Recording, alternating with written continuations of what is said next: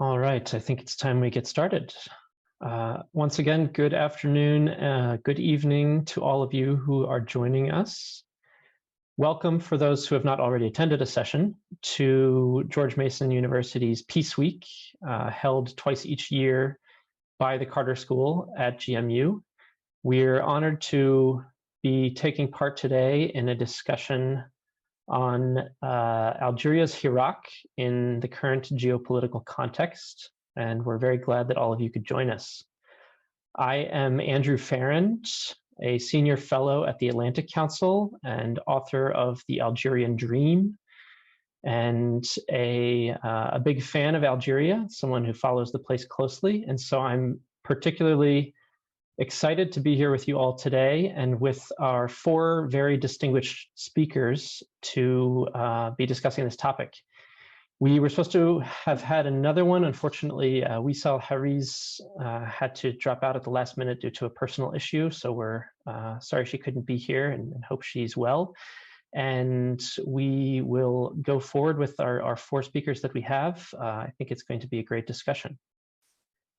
Now, many of you back in the US or in other parts of the world far from Algeria, as many of you may know, in other parts of the world, Algeria is relatively unknown. It's a place that is rarely in the news. It's often out of view and unfamiliar to many people outside of the Algerian diaspora.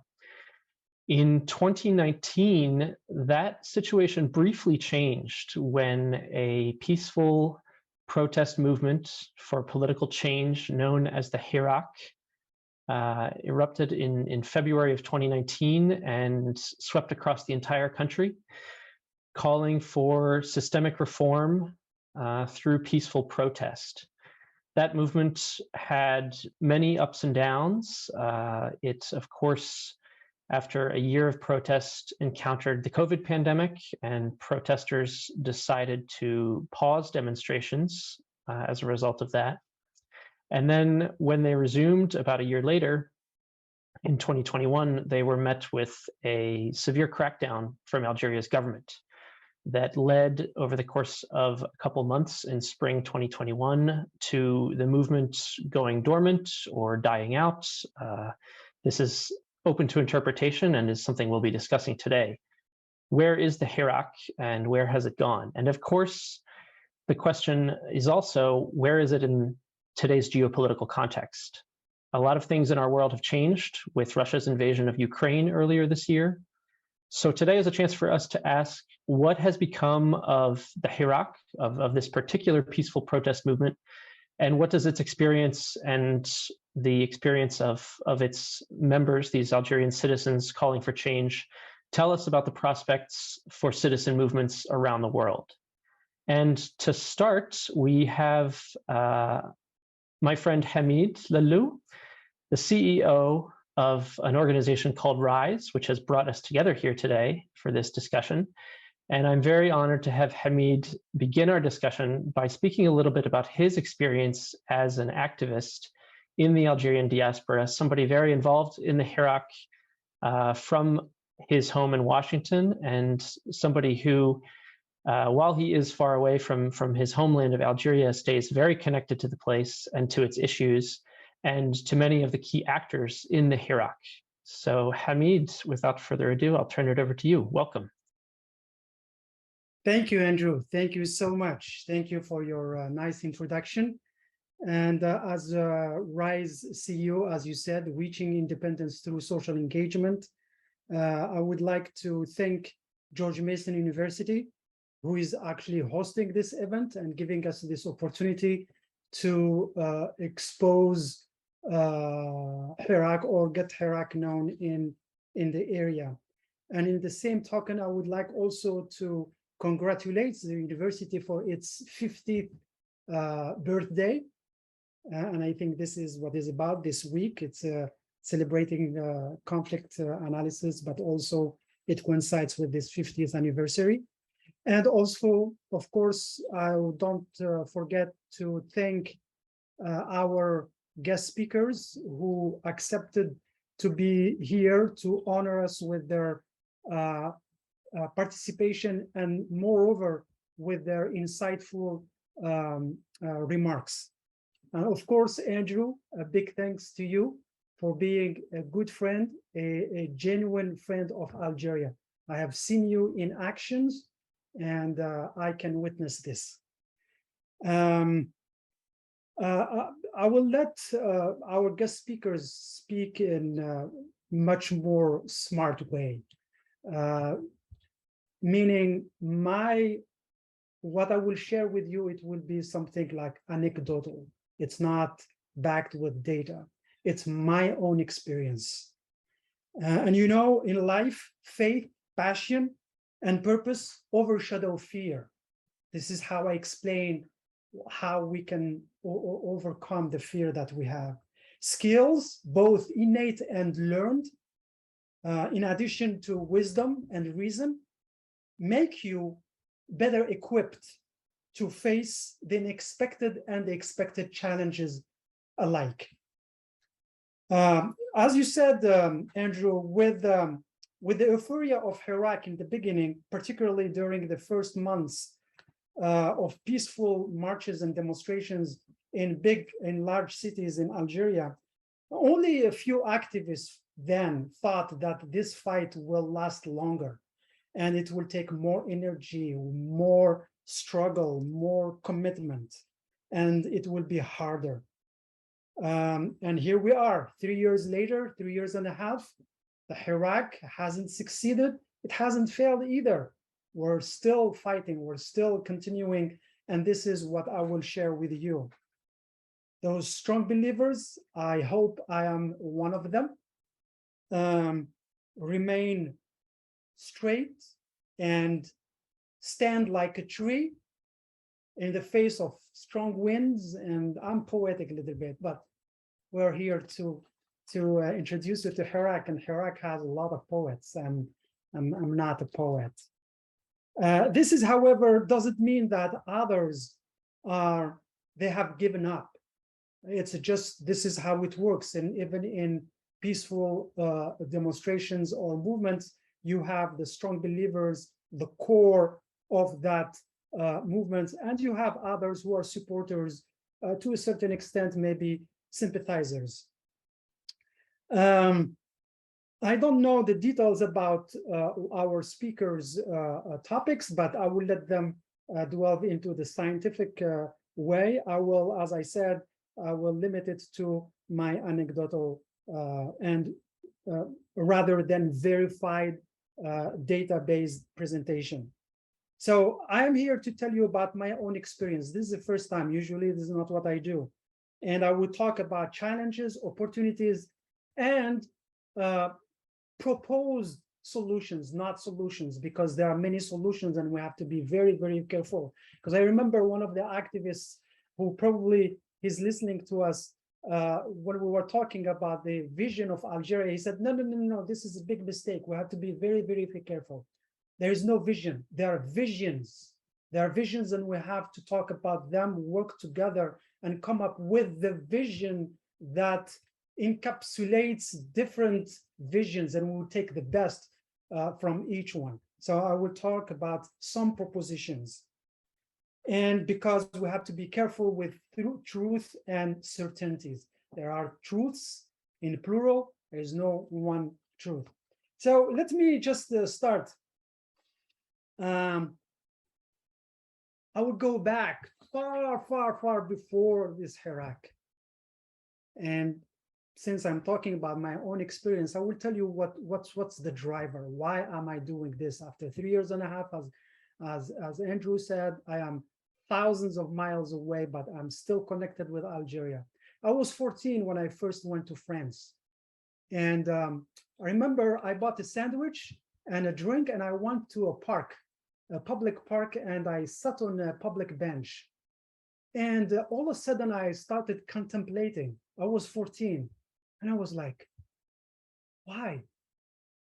Why these people are happy? Why these people, they have everything, why these kids are happy? They play, it's clean, it's organized. We don't have large or long queues to get something. Transportation is there. I mean, why all of this? All of a sudden, there were two officers, they came by, and because there was an old lady who was struggling back home, what? We see cops run away. They're here, they're supposed to help us, but it's not the case. Still in 2020, and I'm talking about something that is 30 years ago or more. And maybe this is what explains the resilience of Algerians. It's not about food, it's not about our stomach. We're not hungry, it's about dignity. Why? Because we're not perceived as citizens. We're not citizens. We're just individuals living in a country where we have a bunch of rulers who thinks we are minors. They decide for us. They know what is best for us. As a grown-up, until now, they think I'm a minor because I'm speaking up. And they said, you don't know what is good for you. So this is why I'm here to share with you this experience. And this is why Algerian people are still fighting to achieve not democracy. They're not talking about democracy, actually. The key word in Algeria is al-istiqlal, al-istiqlal, al-istiqlal, which means independence. We're talking about independence. We want to be independent. Our independence has been hijacked in 1962 after the war against the French. So for that, a year ago, I decided with a group of friends to create RISE, Reaching Independence Through Social Engagement, to channel that energy because I thought we were all over, and also to give it a legal framework so we can achieve more. And I have seen, including this event, we do it because we are in a recognized institutions, a small one, but we are a 501c3 organization here based in Washington, DC. And maybe later I can talk more about RISE. And we have 4 areas, which is advocacy, peaceful protest, education and training, and mediation and facilitation. So the thing is, the challenges I have seen, according to my experience, is that we're working in non-permissive area. It's not permissive because, as you know, the brutality of the regime, which prevent people from exercising their basic civil rights, which creates instability even in people's minds, fear, or lack of trust, even among activists, mutual random, even accusations. We see it on social media. Some activists are demoralized, demobilized. Hard to find reliable activists on whom you can count and really you can work with trust. So those are all the challenges. Communication. I mean, I'm not sharing secrets, but you talk to activists, and when you are done talking to them, guess what they do? They disable the app. They cannot keep it on their phone, meaning that you have to be able to reconnect because they lose your contact. Enough information, I'm not giving this, but because one of them, a judge told him, why did you deactivate your app? He said, well, I didn't have enough data in my, well, you don't have right to do that. Because when we want to check on your phone, we need to know where is your app. And this is the sad reality. This is the sad reality. So we have problem with communication, following up on communications, and they weakened our civil society. Another anecdote, not last time, but a few years ago when I visited Algeria, unfortunately, I was invited by friends, professors, universities, doctors, researchers. They were not all the same, but I was shocked, and I was really disappointed by the kind of talk they were talking. I thought we will exchange ideas about the university, how they teach, all the kind. They were talking about batata and how they struggle to find food, how they struggle. Not all of them, but some of them. And this is kind of civil society in Algeria that is harming our movement. But I'm not making generalizations. Opportunities. February 2019 is a great opportunity, and we should take it from there. Just for those who know the history of Algeria, the only time where the Algerian diaspora, Algerian community living overseas helped Algerians struggling in Algeria, it was in the 50s when we were struggling against the French occupation. Algerians took it to the streets in 70s, 80s, 90s, 2000, and all this span time, not a single time the diaspora had supported the struggle, but this time we have been supporting it and we continue. And this is very, very important to know. So there is this network that has been created and people are working toward that. So there is a strong belief. You cannot imagine hundreds, if not thousands of Algerians that I know all over the world. People from Paris. I want to say hi to people from Berlin, people from London, from Oslo, from Madrid, from Barcelona, from Algiers, from all the wilayat in Algeria that I didn't know before that, from Washington, Chicago, New York, Montreal, and so on and so forth. So these are opportunities, and we need also to create another opportunity. Is maybe it's a time to create this international pressure with this time of as the title said, is there a crack? Yes, there is a crack, and other speakers may elaborate on that. But I do believe there is a crack there. There is an opportunity for us to convince the international community to support us, although we have to pay attention, close attention to the fact that Algerian people, including myself, were very, very sensitive with regard to foreign interference. We're not talking about foreign interference, we're talking about international communities supporting a legitimate movement. And one more point before I get to proposed solution is the adaptability and flexibility. We have to adapt as much as the regime is doing so, adapting. And I don't know if you're following, but the Lamamra is really, really very active in New York right now, and he's doing a lot of good job for the regime. And with regard to proposed solutions, I propose that Iraq should be organized formally. We should organize now. Details have to be talked about. Internationalization of Iraq, better coordination, because as we know, any social movement is based on three main pillars, which are political vacuum, mobilization of resources, and lastly, good messaging. And these are the pillars we should talk about, work on it. Finally, we need to escalate. We can escalate. Escalation doesn't mean violence. It means positive conflict.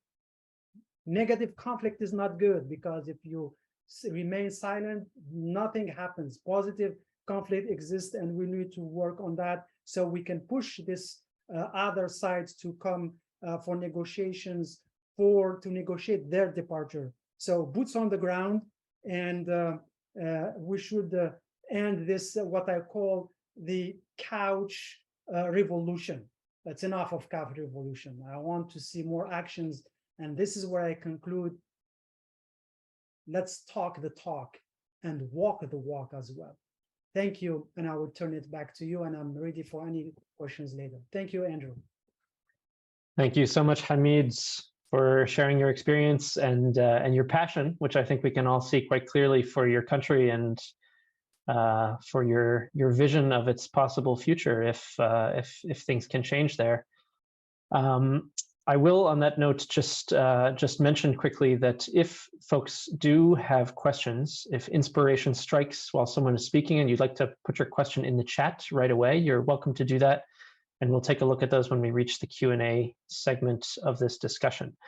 But now it is time for us to turn across the Atlantic and to speak with Dr. François Burgat, who is based at CNRS, one of the leading centers on studies of the Arab world there, and is a longtime Algeria watcher, somebody who has spent considerable time in the country and has been watching it for many years, and I think has some interesting perspectives to share with us on where Algeria is today in light of its history and in light of current geopolitical trends that are changing some incentives within the country and potentially going to have changes to come in Algeria's politics.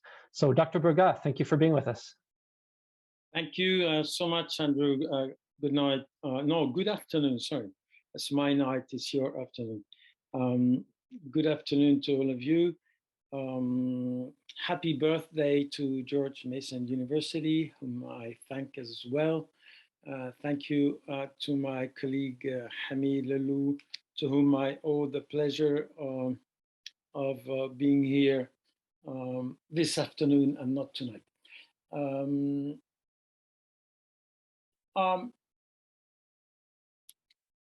I was challenged to participate, although I no longer consider myself as a specialist in Algeria. I will put a drop following up Hamid's intervention. I will myself put a drop of biographical background in the introduction of my paper. I was an assistant professor at the Faculty of Law of Constantine during most of the 70s. That's long ago. Then I had a lot of links with the Algerian society, living there, teaching there, hundreds of students during 7 years. Therefore, I followed very closely the events of the early 90s and the entire, we say in French, the dark 10 years of the 90s, to the extent that I found myself in a situation to support, to participate in the going against the huge disinformation, which was making the headlines of information in Europe, and specifically in France. And I was very often involved in participating on the debate on the side of the opponents. The opponents at that time, they were mainly the so-called Islamists, the members of the Islamic Salvation Front. And this made me find myself into a little tension with the ruling elite of Algeria. And this brought an end to my ability to do field work in Algeria. I was repeatedly involved in the judiciary defense of activists. Therefore, I was advised not to come back to Algeria. For this reason, I can no longer say I'm a field researcher. And I, since then, well, after 1990, basically, I was no longer in Algeria. This is why I no longer consider myself as a specialist on Algeria. But what I will introduce, as I was asked to do so, is the frame of the impact of the Ukraine conflict on the situation in Algeria. And this does not require that you are a field researcher, because the categories are major categories. Let's say that, let's remind that the relations between Algeria, the ruling elite and the society, and Ukraine as part of USSR, and after the independence of Ukraine, were good. Real good relations between Algeria and Ukraine. Ukraine was also a major arms provider for Algeria. Nevertheless, Algeria did not condemn the Russian intervention in Ukraine. It is interesting to underline the fact that doing so, the ruling elite did not oppose at least the majority of public opinion. Why? Because Algeria was among the 22 African countries which did not condemn Russia in the UN vote. Doing so, the ruling elite did not confront the public opinion. Why? Because if I was to go to what I consider has been the core reaction in the South toward Russian aggression, I would say that refusing to blame Russia was an equivalent to blame the double standard of Western countries when it comes to armed rebellion, supporting without any limit the good Ukrainian rebel, went in contrast with criminalizing the bad Palestinian rebel, just like President Zelensky did, by the way. Zelensky comparing the Palestinians with the Russians and Israel with the Ukrainians. So ruling elite in Algeria refused to condemn Russia, and on this field was more or less, I would say, but I'm eager to listen to the reactions of colleagues closer to Algeria than I am,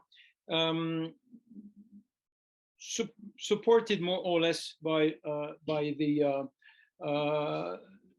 their public opinion, as it is not so often the case, since we know that the level of legitimacy of the ruling elite now in Algeria is very low.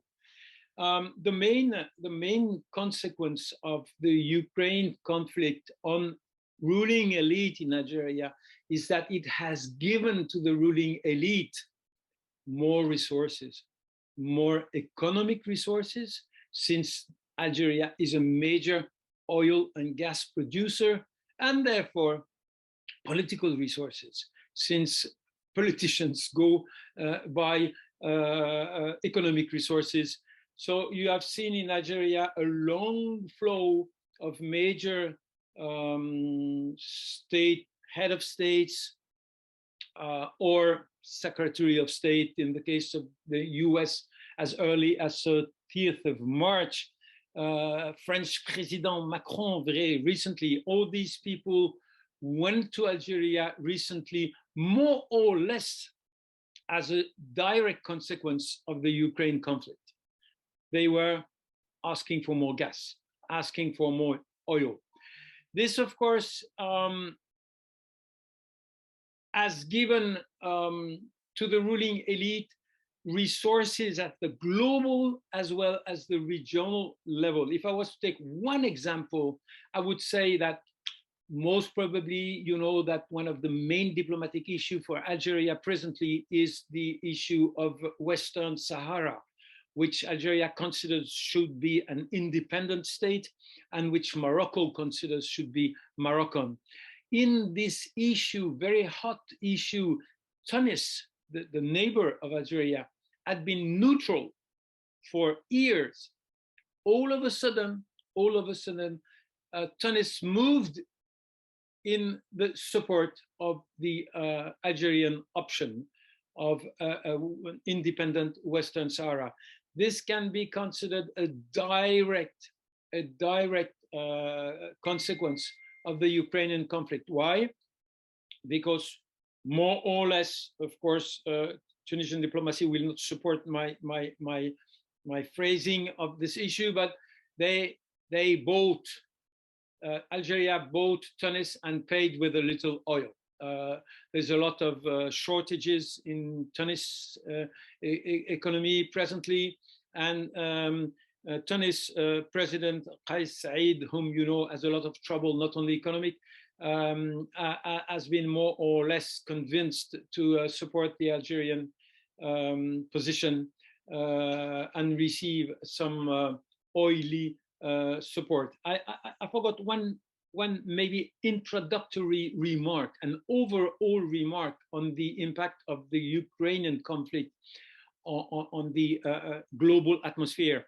I would say the rise of this new enemy, Putin as a new enemy, has lowered the centrality, the importance of the former main enemy, which was more or less, I take a shortcut and I say, an Islamic enemy. It has lowered the interest of the West for the more or less Islamist issues in the area, this obsession of over-assessing the importance of the religious dimension of politics in this part of the world. There has been, at a global level, a new enemy, and this new enemy is not a Muslim. He happens to be a Christian. He is not an Arab. is more or less considered as a European ethnically. So this has been important, that it has lowered this vicious habit of the West to over-assess the importance of the Islamic variable. Now, the other side of this impact of the war is that, of course, it has made Algeria, it has put Algeria in a difficult situation when it comes to cereal, imports of cereal, prices raising. So this has had a contrary effect to the one I have mentioned with the oil resources. What are the impact on the global internal dynamic of this Iraq, which has mentioned Hamid? I would say whenever ruling elite gets more resources, political or economical, this is not good for civil society. The Ukraine conflict as a whole has weakened the opposition in the entire region. This process is handled by states, and therefore Iraq has been has not benefited of this situation. I think I ran out of time. I dare put one remark which is not strictly linked to the Ukrainian conflict, but which is linked to the Iraq. What made the Iraq strong was the consensus of the society on one issue, which we label even in Arabic, in French, by using the word dégagisme, to remove the entire political elite. The Algerian society has agreed upon the idea that they wanted to get rid of the entire political elite. This made the society strong. What made the society weak is that they have not moved beyond this former consensus. They have never moved beyond the let's get rid of everybody. They have never been able, the Iraq has not been able to build, I use a very rude word, political consensus. They had to move more political. They had to put labels on the divisions of the society to make it capable of moving forward. And this step, until now, has not been achieved. And it is probably the challenge which is in front of the Iraq nowadays. Thank you so much for your attention. Thank you so much, Dr. Burgat, for sharing your insights. Very interesting. And I think that gives us lots of things to think about for the question and answer session. But I'm going to turn now to our next speaker, Raouf Farrand, who is somebody whose work I have followed for many years now. He's a bright young researcher who's usually speaking to us about issues of corruption and transnational crime in the course of his work at the Global Initiative Against Transnational Organized Crime. But as an Algerian, he's got lots of insights on lots of different areas, and I'm very glad that today we're going to get to hear from Raouf about foreign policy and about the arc of Algeria's foreign policy, going back to the revolution up until today, in this very unique context in which we find the world today, and in which Algeria's decisions may be influenced by some of these new dynamics we're seeing around its relations with Russia, with Ukraine, with the broader West. So, Raouf, without further ado, I'll pass the floor to you. We look forward to hearing a little more on this topic from you, how it relates to the Iraq and this present moment. Hi, everyone. Thank you, Andrew, for this very nice presentation. I'm very, very glad to be here with you, with everyone, and I would like to thank RISE and the George Mason University for inviting and organizing this event. If you allow me, I may take maybe 2-3 minutes to just comment on what Professor Burgat has just said, because I think it's very important to clarify some key elements on the Iraq. As an Algerian, as also an activist, because I consider myself also as an activist. and a researcher, I think the Iraq has been a very, very complex and unique experience for most of the Algerian, I would say.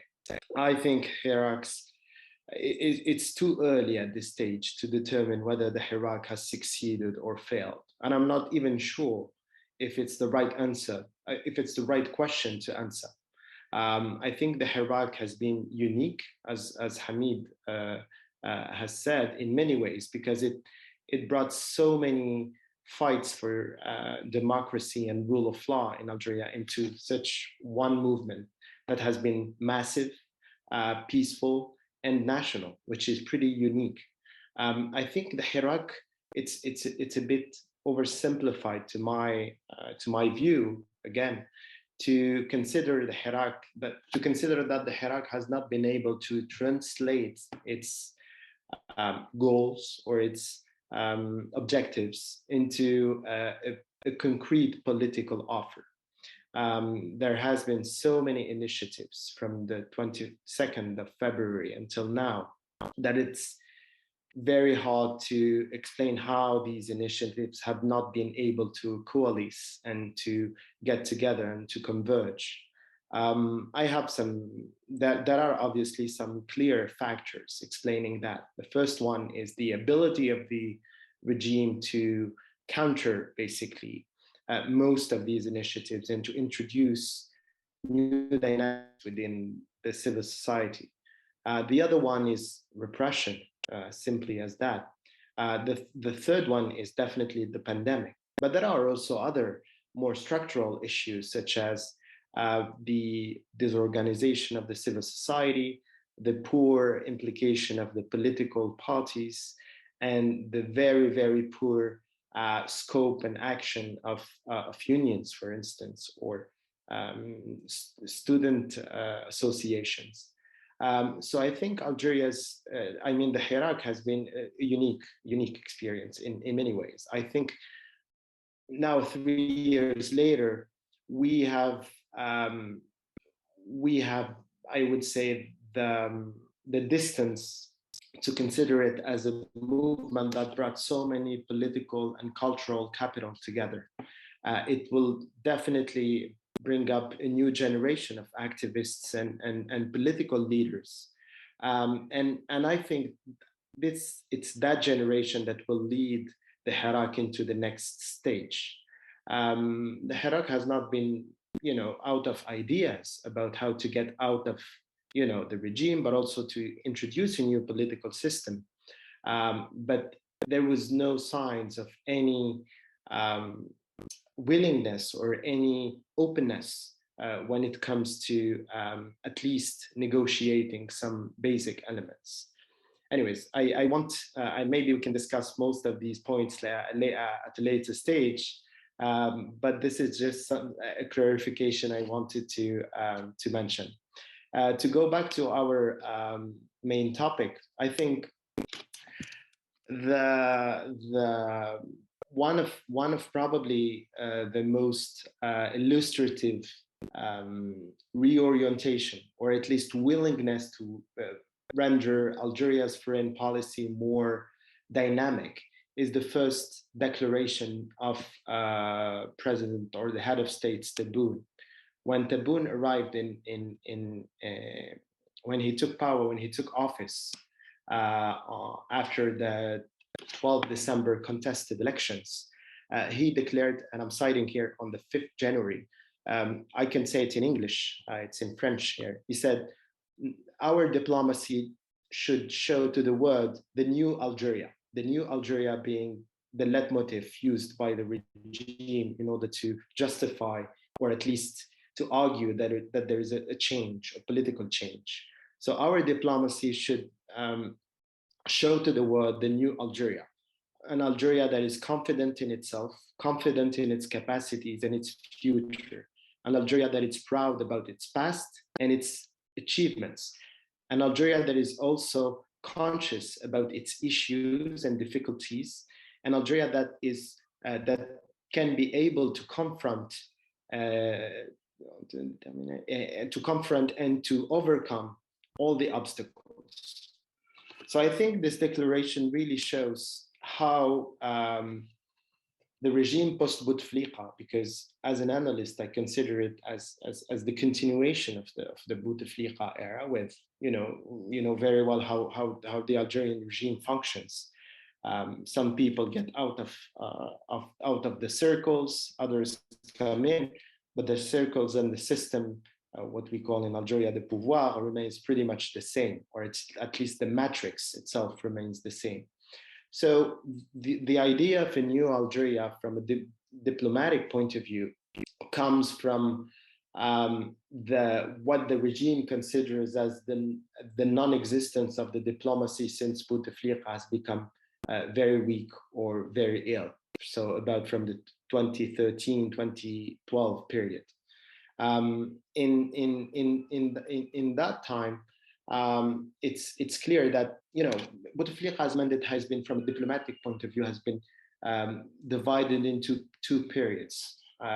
In a nutshell, there is the first period from the 2010 until the 2012, more or less, what Algeria has come back, between brackets, into the international community discourse after a whole decade of absence, between brackets, due to the civil war or the Black Decade or the interior war. It depends how you refer to it. Then there is the second phase where Bouteflika had has concentrated so much power in its hand that he was pretty much the unique representative of the foreign affairs. And when he got tired, got ill, Algeria slowly disappeared from most of the multilateral action it even created, like, for instance, the NEPAD within the African Union, or even strategic commissions like the Commission of Security and Peace. So Algeria has built its diplomatic and foreign policy culture on what we call diplomatie révolutionnaire, so a revolutionary diplomacy. So in 1962, when Algeria get its independence, Algeria continued to support most of the independentist movements in Africa, mostly in the Lusophone countries, such as Angola, or even the ANC of Mandela. This anti-imperialist, this pro-independentist movements has built the reputation and legitimacy to the country that stayed for decades until now. But since the 80s, that reputation started slowly to decrease when the Algerian model, the national model of welfare, etc., started to decline. And from that time, Algeria started to play a sort of more pragmatic approach when it comes to its relation to foreign powers, including the US or French, for instance. But then comes the interruption of the political process after the protest of the 5th October in 1988, when thousands of Algerians took the street. And during the Black Decade, as you know, Algeria has been completely absent, between brackets, from any sort of debate within the international community. The current regime wants basically to build on all the positive aspects of Algeria's history and try to make the foreign policy fidel to its principles, so like still holding the principles of the non-intervention in internal affairs, the legitimacy of national powers, the support to movements of independence, etc., while taking a more sort of pragmatic approach at the same time. So since Tebboune has been in power, we have seen attempts, I'm calling here attempts, to make the Algeria's foreign policy more dynamic. So more bilateralism, more institutions like, for instance, the Agence Algérienne pour le Développement International, which was created only for African countries and which there is basically very few information on it. Algeria is also trying to reactivate very old projects like la route transsaharienne and also the gas pipeline, which links Nigeria, which should link the project of the gas pipeline that should link Nigeria to Algeria. So Algeria is trying to reactivate many projects, including the infrastructural one, in order both to consolidate its role as a security power, which it got after the global war on terror after the 11th September 2021. And then it's also trying to at the same time to dispute or to compete with its Moroccan neighbor when it comes to its influence over Africa. But that happens today in a context, and I'm arriving to the Ukrainian crisis, and I'm sorry if it takes a bit of time, but I think it's important to acknowledge that before speaking about the impacts of the Russia-Ukraine war. I think this war really replaced Algeria as a strategic gas player in the midst of the reorientation of the gas supplies in the Mediterranean. Now the Algerian regime present himself as a solid partner that can potentially adapt or re-articulate its gas supply without hindering its own military and security interest with the Russians. But that comes with really some hurdles or some obstacles. One of them is that Algeria's national company even if Algeria's national company has actually increased its revenues by 70% in 2021. So now it had last year revenues of about $35 billion against $20 billion in 2020.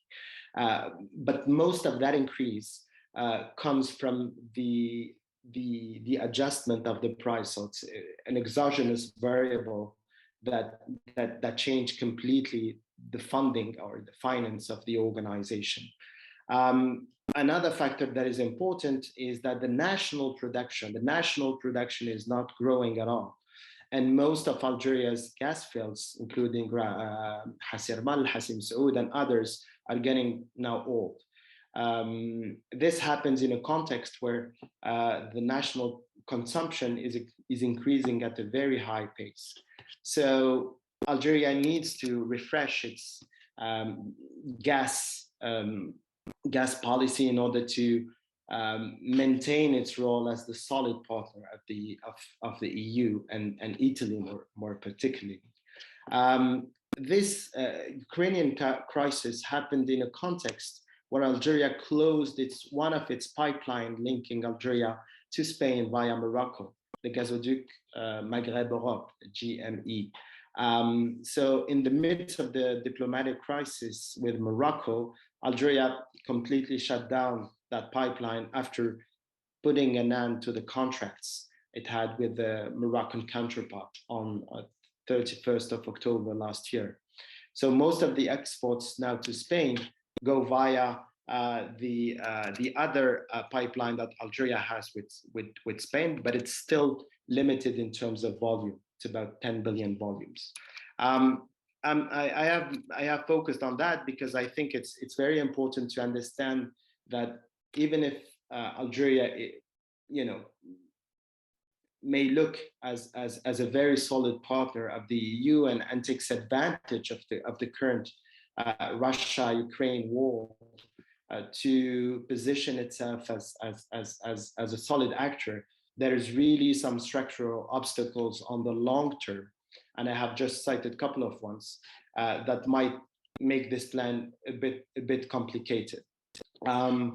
I can speak about other elements like the war, what I call the war of reconnaissance. So Algeria and Morocco has been in dispute over the last few months on the reconnaissance of the Rast among African peers. So we've seen, for instance, Kenya, who had first denied the recognition of the Rast and then come back, and then again denied and then come back. And then we also saw South Sudan a couple of days ago. So this is something that is feeding most of the African Union institutions, this rivalry between Morocco and Algeria. And that's something that it's not new, but it's something that happens in a context where we are that close from an open conflict potentially between the two countries. So Algeria, you know, I think I'm gonna wrap up in 1 minute or two. What do I want to say is that the Algerian regime is really in an approach of making its diplomacy and its foreign policy more dynamic, between brackets, but Algeria's foreign policy still lacks some elicibility and faces some structural issues when it comes to its ability to impact, international debates when it comes to, for instance, terrorism or security issues, or even the Palestinian question. The Arab Summit League will take place in Algiers in a few weeks, and it's going to be a very, very hard task to get all these countries together with so much diverging views on many issues. So while Algeria is trying to reposition itself as a country who has a voice among the international community, its, between brackets, more aggressive approach or more dynamic approach will continue to bring more challenges in order to be implemented fully. Thank you. Thank you so much, Raouf. Great to get your insights as an insider in the Hirak, and then as an Algerian who studies the country's foreign policy closely and follows these regional dynamics closely. Fascinating also to hear how these energy questions fit together with Algeria's foreign policy legacy and bring us to where we are today. So with that, we have a final speaker who I think is with us right now, Stephen Zunes, Dr. Stephen Zunes from University of San Francisco, who is not in San Francisco and is unfortunately in a place with less reliable internet today, but hopefully he's going to be able I'm in to Tunisia, in Tunis, and it's actually the hotel's been fine all week, and just about a half hour ago it started cutting in and out. So that's how it goes. So I did email you my remarks. If I get cut off, maybe you can complete them for me. But I just want to start off by noting that on the one hand, Algeria would seem like a country ripe for change, with a corrupt and stagnant bureaucracy, chronic economic problems, semi-autocratic rule, increasingly restless young population with high unemployment, arrogant, out-of-touch leadership, huge gap between the progressive promise of the leadership and the reality on the ground. But there are also some complicating factors that make it more challenging. And by the way, I should mention that another positive thing before I get to that is that Hirak's commitment to nonviolence, their moderate and popular demands, their persistence in the face of repression. I mean, normally this would increase the likelihood of victory, but the challenges I see is a number of things. First is the regime's revolutionary heritage. Like pro-democracy movements in Cuba, Vietnam, Iran, Nicaragua, they're challenging rulers who trace their origins to a popular anti-imperialist revolution. And unlike autocracies allied with the West, the Algerian leadership can claim nationalist credentials and not be portrayed as being beholden to imperialist interests like a lot of autocracies in Africa and the Middle East. And on the contrary, they can label opposition as counter-revolutionaries and puppets of the West or whatever. A related factor is that support for the pro-democracy movements in Western nations like France and the United States can backfire. I mean, France and the United States are major supporters of dictatorial regimes in the Middle East and Africa. So their calls for greater freedom in Algeria can be depicted as opportunistic, insincere, and an effort to undermine the progressive nationalist Algerian government. Third thing is the fear of instability. I mean, after the horrors of the 1990s, many Algerians, including some liberal secular middle class elements who in most countries would be in the forefront of democratization efforts, fear greater openness could lead to a return to either violence and instability or the election of a conservative Islamist government. And finally, the Algerian government has played an outsized role in supporting progressive struggles around the world, from Southern Africa to Palestine, to movements for Black rights in the United States, Muslim rights in Europe, and freedom for Western Sahara. I mean, there's great pride in Algeria's global leadership, while the regime has been able to exploit. And indeed, as supportive as I am of those demanding greater freedom and justice in Algeria, I have to acknowledge my great respect for much of what Algeria has done and continues to do internationally.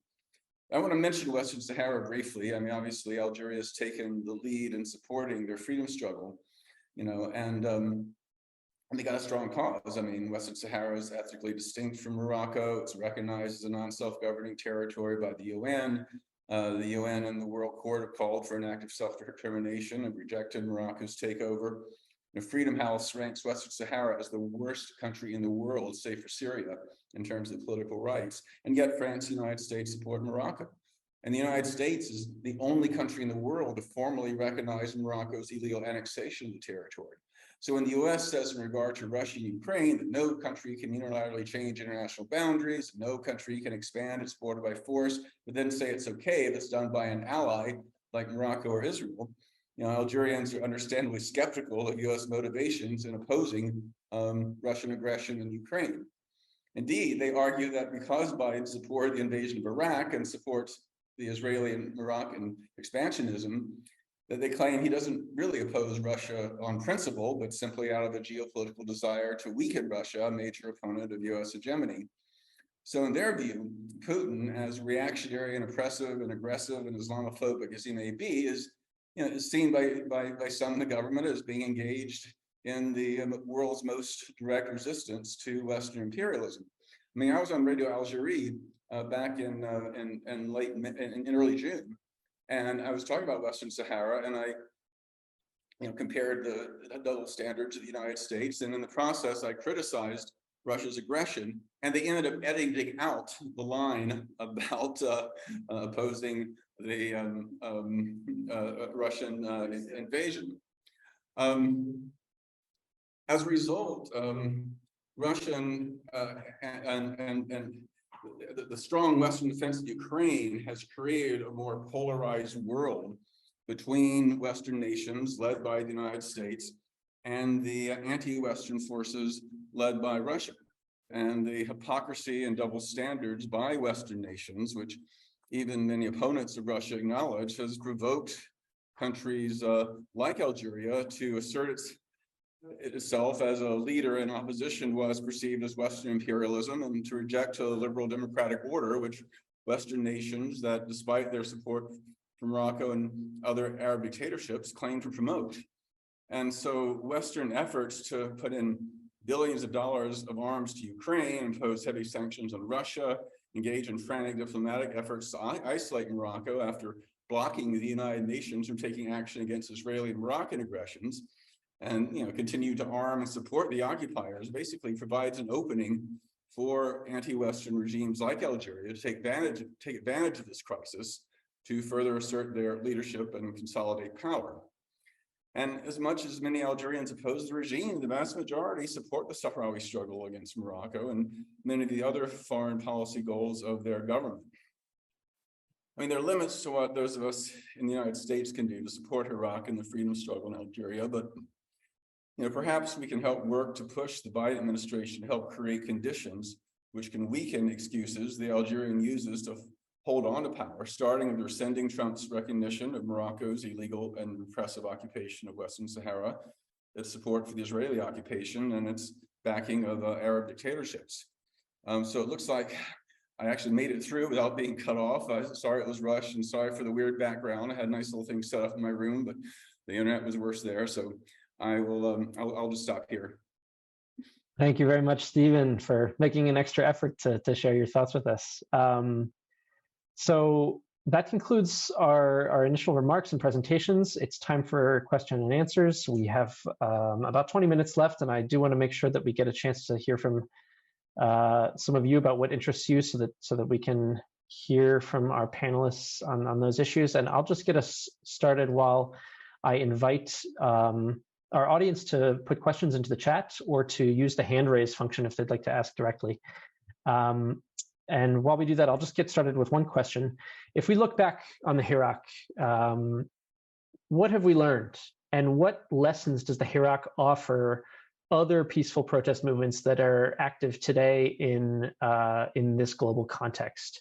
We're seeing amazing images of protest in Russia, in Iran. Those are not exactly organized movements yet. Maybe they'll get there, maybe they won't. But where do we see the Hirak's lessons for others trying to achieve similar goals today? Let's start with Raouf, maybe. Sure, thanks, Andrew. I just want to make a quick comment, because we talked a lot about Algeria's foreign policy and the Hirak. And I wanted to mention something that is very important. The Hirak has not been supported by any government or any foreign state. So Algerian people, they got the solidarity of many peoples across the world, Sudanese, Chilenos, so from Chile, French people, etc. But their government, they're never being able to publicly say, we support such a peaceful and pro-democracy movement. I think it's very important, because it shows to which extent, it shows on the one hand, the hypocrisy between the discourse of, we are supporting the rule of law, we would like to see change.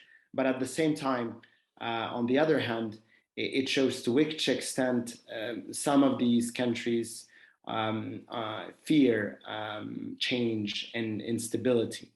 And every time you speak with the European diplomat on Algeria, the first words in the aftermath of the Hirak were, what about the Haraga? What about the irregular migration? What about the security situation in Algeria? And these debates were completely out of Hirak's main focus. So this is something super important to keep in mind. Thank you. Thank you. Hamid, did you want to weigh in on that question? Sorry about that. Yes, I prefer our guests to speak because it's their floor. But I was listening carefully and with great interest to our speakers. Thank you again. Thank you so much for taking time. I know it's a struggle sometimes. François, if I have to take one takeaway from your presentation, it's like this equation. The greater is the threat from Russia, the lesser foreign countries will pay attention to Muslim or the south side of the globe, which is good, but we don't want them to ignore us completely because Hirak is here. So this is what I take from you. Raouf, gas supplies, yes. They go up, yes. Commodities go up as well. This card played by the regime, as you know, it is also, it's not necessarily in favor of the regime. We can counter that narrative because it is their narrative. And finally, Dr. Stefan, the revolutionary claim or claims are obsolete. I know you interact a lot with Algerians, but who? Tebboune, he was a baby in the 50s, so I don't think he fought for the independence. He may claim, who knows, everything is possible. Maybe he fought the French when he was 2 or 3 years old. So I don't see the government continue with this, but Bouteflika prepared his after Bouteflika. I think this is the continuation of his 5th term. So that's why we will continue to fight. Back to you, Andrew. All right, thanks, Hamid. We have a question here. Taki Bouyoussef, can I ask you to go ahead and there you go. Yeah, Please. can you hear? Yes, go ahead. Thank you. I have actually 2 points to make. The first is it's what would have been the ideal scenario for the Hirak. So would it have been a replacement of the current structure of the decision-making architecture in Algeria in a way that enables more participation of the people, but also that makes that structure more aligned with the West? Was this the expected outcome, or what exactly? I'm asking this question because when we look at, if you zoom out and you look at the Arab world, most of the revolutions that occurred were driven by economic factors. Very few of them, you could make for me, it's very difficult to make the case that the revolutions were driven by, we want better representation or better voting rights or more freedom for civil society to act. So most of them, from my perspective, were economically driven and not politically driven. And so for me, since they are economically driven, the answer should not be a political one, or I think that it's about misunderstanding what these movements were driven by. And because there is not an example where following or implementing a political structure in a country that would ultimately be aligned with the West had succeeded. I mean, if you look at Turkey, what the Western aligned government that Ataturk had put in place for about 80 years has produced a very weak Turkey. If you look at Tunisia, for example, it's a country that really takes lessons and applied by the book what would have been a Western civil society model, but it didn't drive any economic growth. So to close this first point, for me, so the driver is not political, it's economic. And even if the driver was political, I don't think that the structure that we want to put in place will necessarily give the results that we expect. That's the first point. I don't know if I have. Can I just stop you there for one moment? There's a lot to unpack there. So I do want to give our speakers a chance to respond before we come back for another question. So would anyone like to take that first? Hamid? Yeah, go ahead. I will take it in a few seconds. Thank you, Taki, for your question. Great comments. If you recall what I said in the beginning, Hirak is about dignity and pursuit of happiness. It's not about food. I said that. Yes, there are people who struggle economically, but for the first time, millions of Algerians took it to the street. Men, women, elderly, young, kids, rich, poor, educated, less educated. That was the consensus that François was talking about as well. So it's about dignity, it's political claims, it's independence. It's hawga and istiqlal. So this is clear. This is what makes Hirak different from Arab Springs. I never compared Hirak to Arab Springs. We're not exceptional people. Always tell Algerians, don't be careful, you are not exceptional, but we're doing something unique as well. Thank you. Great, thank you, Hamid. Does anyone else want to have an answer on that one? No, okay. I'm going to quickly. Professor Zunes is have a yeah. hand.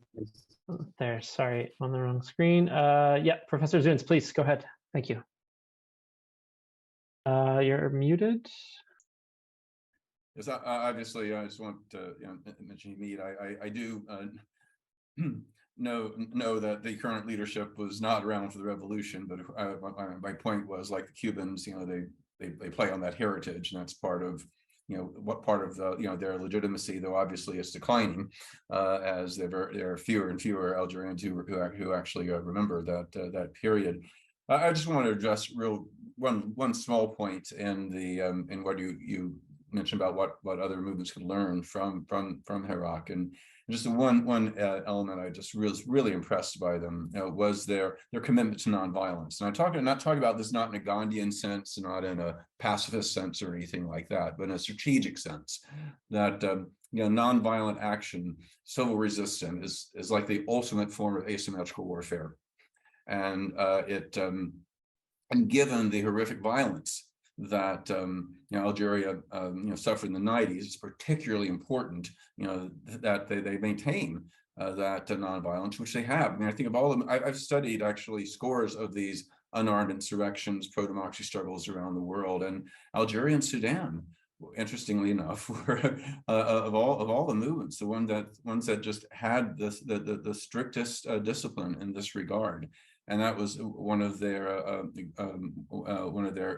great strengths. And I just wanted to underscore that, particularly when in response to that question about what can be learned is really what gave them legitimacy. I mean, there are a whole lot of other factors, including some that I explored why it ended up failing. But I do want to highlight that piece, which I think is very important point. Yeah, thank you. Maybe a short point, if you please. At the beginning of the Rabia, I was myself staying in Syria at that time, and there was a discussion that Tunisians are the first who started this movement, and the Egyptians the second. And I would myself point to the fact that I would consider that those who started the Arab Spring were neither the Tunisians nor the Egyptians, but the Algerians. And a few of my colleagues, or even myself, would say, no, it's neither the Algerians nor the Tunisians, it's the Syrians in the early 80s, and it ended in Hama.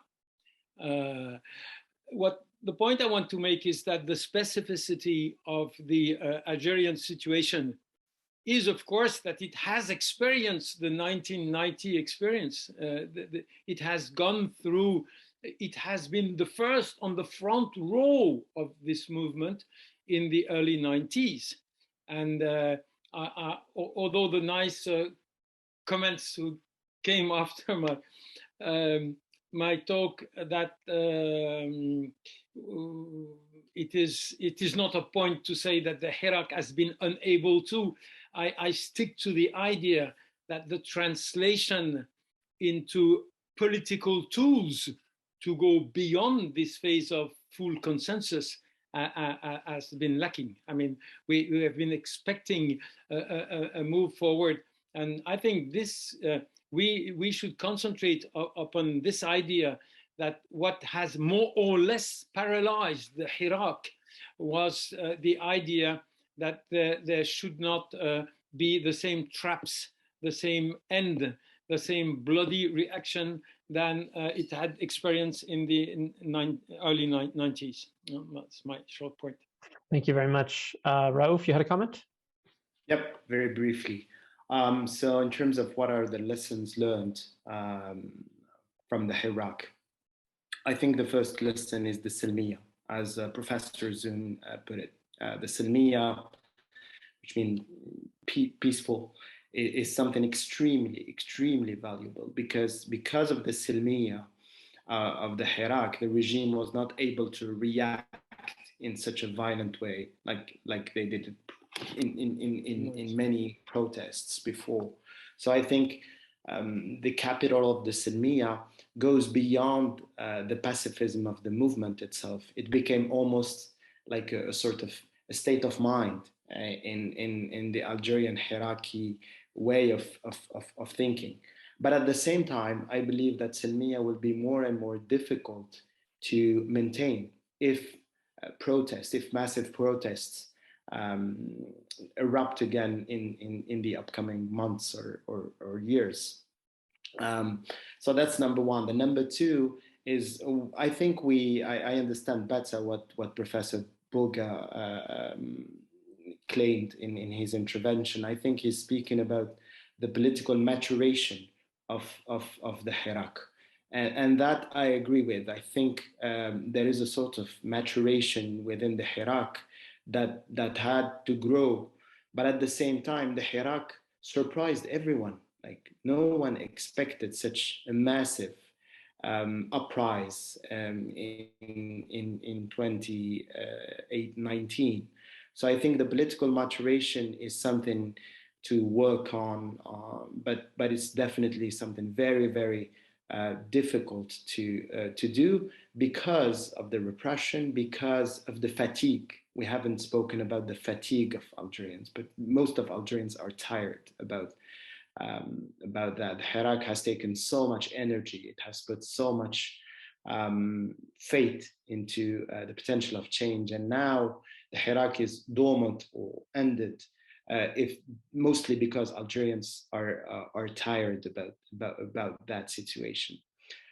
So political maturation, silmiya, and also the idea of convergence. I think what was very difficult to put forward when for activists was, Algeria is a continent. It's a huge country. So bringing together people with different energies from different wilayas, with different backgrounds, complicated. I think activists and politicians need to think about innovative ways in order to come together and think together and produce more knowledge also. And with that, potentially change will come. Yeah, so this is also an answer to Tariq, I think. The Algerian movement was, I think it was, the Hirak was mostly for dignity, justice, and liberty. That was very clear, but that has not, let the Algerians not speak about the potential economic and social model of a transition. Many Algerians posted, posters, slogans, etc., related to that. But it was really a movement for dignity, justice, and liberty. Thank you, Raouf. We've got just 5 minutes left, and so I want to ask one final question to our panel and get their thoughts on this to conclude this discussion, which obviously could go on for much longer. But the question comes from Farida in the chat. What is the Hirak's trajectory, and what are the elements that are needed for its success and continuation? We've seen, as Raouf just said, the movement seems to be dormant perhaps now. There's great fatigue among many of its champions, but still a lot of energy and a lot of desire for change among many others. What is missing, and where can we look to see a possibility for a revival of the Hirak, for more success of the Hirak in the years to come? A very tough question. To be honest, it's very hard to answer to that, because no one has this magic ball where we can see the future. But it's very difficult to imagine that we will get such a massive movement again. I think the Hirak may take other forms, such as social protests or sectoral protests related to some sectors of the economy. We've seen that actually with, for instance, the civilian protection, les pompiers, firemen in 2021. Their protests were mainly about socioeconomic goals, but they used the rhetoric, they used the slogan, they used the words of the Hirak, they used the silmiya of the Hirak too, and they were violented by the regime. So we might see these kind of movements again and again, but as Professor Burgat has put it, you know, the more the regime has resources, the less probably we'll see these types of social movements. Thank you. Stephen, please go ahead. Obviously, it's hard to predict, but I don't think we should assume that it's going to be kind of a Tunisian, Egyptian style explosion of million people in the streets and a regime fleeing in the night or anything like this. I would see it more along the model of the democratization that we saw in places like Taiwan, South Korea, Kenya, and Brazil, where constitutional, institutional, and legal changes took place over a protracted time, 10, 12 years, with pressure from below. The regime opens up a little bit, the movement kind of fills that space and tries to open up a little more, and it's 2 steps forward, 1 step back. It's not not necessarily linear, but it does bring things move along. It's not going to be either or. It's not going to be a clear-cut defeat or a clear-cut victory. But I think that the desire for change, the need for change, is obvious enough. And I think that the leadership, despite everything, is pragmatic enough that they realize they can't hold off the floodgates forever. And so I would see a more gradualist, kind of thing. But it's not going to exclusively be top down. It's not going to be exclusively bottom up. It's going to be both. And as the Frelimo slogan, from the anti-colonial struggle, a luta continua. The struggle continues. Thank you very much. François, would you like to say a word? I thank you for having listened to some of my impressions about the past. When it comes to the future, I leave it all to all of you people who are closer to the field that I am presently. And again, thank you so much for having hosted me tonight. Thank you. And we'll turn to Hamid for the last word, the man who brought us together here today. Yes, thank you. Thank you, Andrew. Again, with interest, I took notes from our speakers and also the audience with their questions. There is one thing that struck me is this Silmiya, yes. And Raouf, respectfully, I will disagree with you when you say maybe the next upheaval won't be as Silmiya as it was in 2019. Again, it's anecdotal, but I will share with you something that I learned from the ground.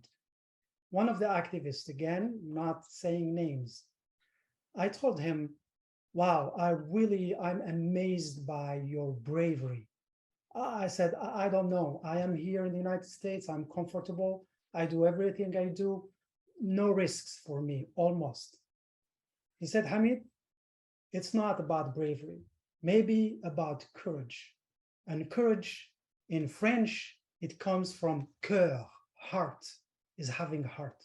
Because he said, if you look at me, if you knew me as an individual, I am one of the cowardest guy in the world. I fear heights. I fear to be attacked by people. I fear unemployment. I fear weaknesses. I fear for my family. But when it comes to Algeria, I'm willing to die, and die by fighting peacefully. So maybe it's a generalization. I said, is it just you? He said, trust me, we're many to think this way. We're many, because it is true that we had this Silmiya, but the ruling regime had tried hard using Baltagia, the agitators. And again, they explained me, it was amazing how they were able to use some tactics to uncover agitators. I said, how would you do that? How were you doing this? He said, as soon as we saw some kids like trying to throw stones, we will all sit down and lie on the ground, and like that, they're uncovered. We know who are throwing. So people are deeply, deeply convinced by the Silmiya. And I don't foresee any violence despite the brutality of the regime. Thank you. Thank you so much, Hamid. I think that's a great spirit to bring things to a close on. The peaceful element of the Hirak was amazing to see, having seen it firsthand.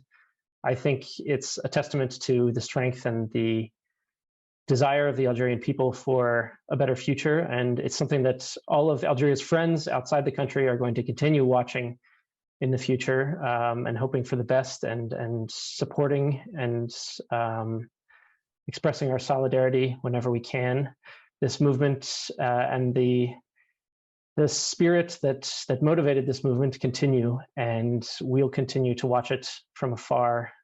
So thank you all for joining us tonight for this discussion. Thank you also to George Mason University and the Carter School for generously hosting this discussion. And we hope that all of you will continue following Algeria's Hirak and these issues in the future, and wish you all the best. Thank you, everyone.